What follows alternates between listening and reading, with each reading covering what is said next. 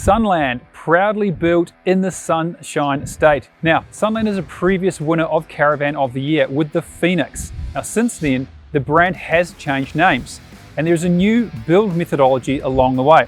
Now, Sunland have also partnered with ADU, or Aussie Destinations Unknown, and this is the first of a limited edition range of caravans that Chris and Miriam from ADU have had a hand in designing.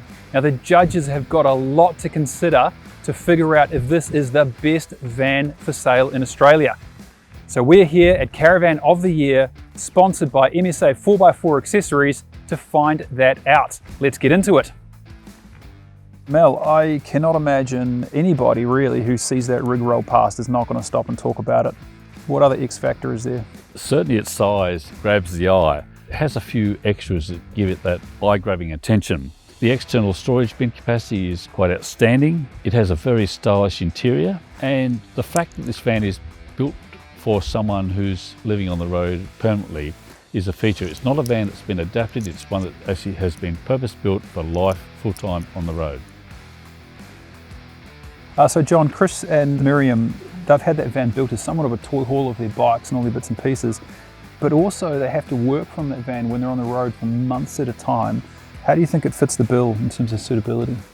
Look, I think it'll suit them really well. It's been put together in a way that it's going to look good and work well for them. It's a big couples van with plenty of space inside, heaps of off-grid power. It's been made for living in for long periods of time, and I think it works really well from that point of view. So it has to suit them, but will it suit other people? Is this a livable van? Look, it's very livable. I'd live in it. I'd live in it tomorrow. I think it's terrific. As you say, it is their home. They've designed it to suit them and to suit their needs. It's very classy, and they've used up every centimetre of available space. The interior decor is described as industrial cigar room. It's very classy, it's done very well. It's a front entry van, so the doors at the front and the bed's also at the front. Miriam wanted the storage space under the bed, and Chris wanted the tunnel boot underneath. So the compromise for both of them was a bed that was a little bit higher. There's a spacious L-shaped lounge with that beautiful tan leather upholstery. I think one of the standouts for this van is the size of the ensuite at the rear, bigger than anything I've ever seen in a caravan, and there's a reason for that. It doubles as a butler's pantry.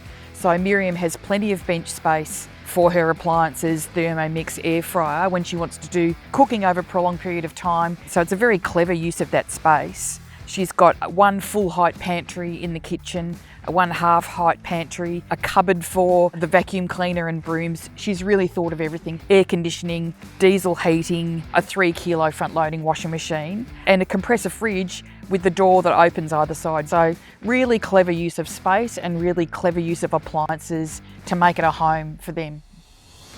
Mel, how easy to live with and to use was the Sunland Limited Edition ADU? Easy in most cases. A few things to think about.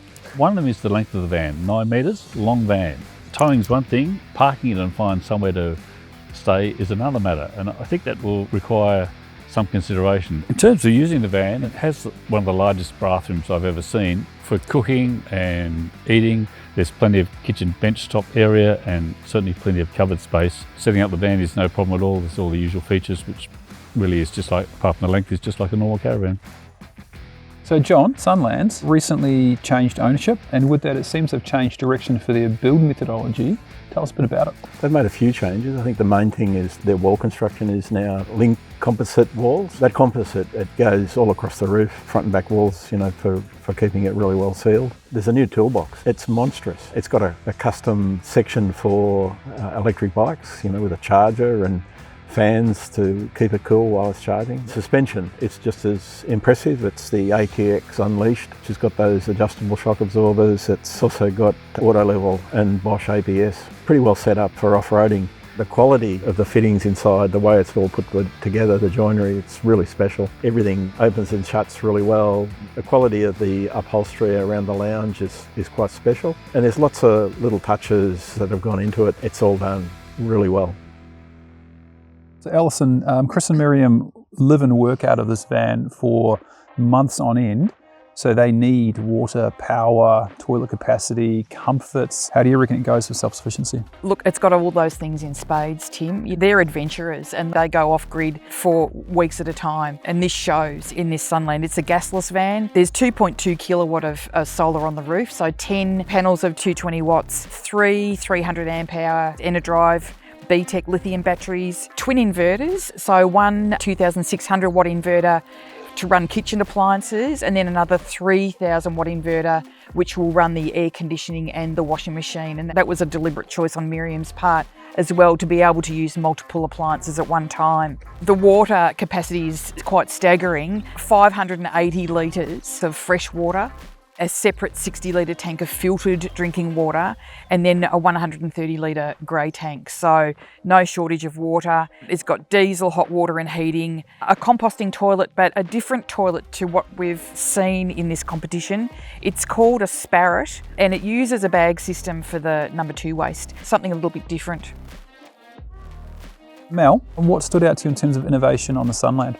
There were several Sunland innovations that go back a few years, like the hybrid aluminium steel chassis and the roto-molded water tanks that are specially built for that chassis. They're still using those and no one else has ever tried to copy them or change them. In both cases, I think they're a really good thing that they're still using. Outside, there's a rear wing, which looks decorative, but it's actually designed to give extra solar panel capacity on the roof. I also like the bike carrier, which is designed to keep bikes secure and well protected. And finally, the bathroom design, it's larger than usual, but they've used the space quite well. It increases the storage capacity in that area very effectively. So John, on the road, after the GVM upgrade on the Chevy, the Sunland and 2500 HD can get up to almost 10 tonnes, which would be the weightiest combination I think we've ever seen. Leaving that aside, the van itself is 4,500 kilos. What do you think would be a good fit for in front of it?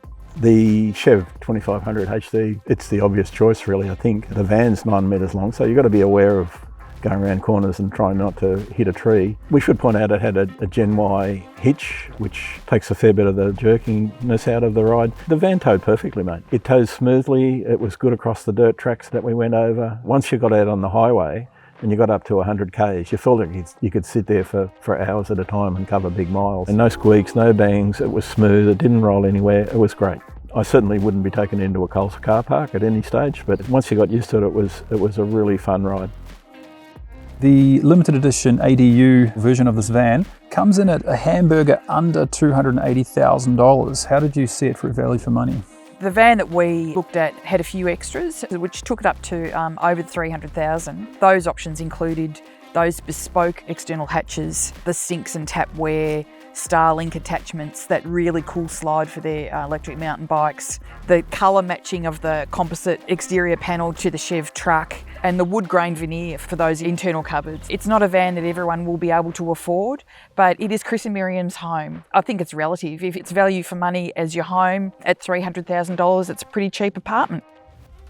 So Mel, Sunland is now part of a group of brands managed out of Melbourne. They're still built in Queensland. What do you learn in the warranty documents? Sunland offer a 5-year manufacturer's warranty. They offer a 20-year warranty on their chassis, which is even more interesting given its design.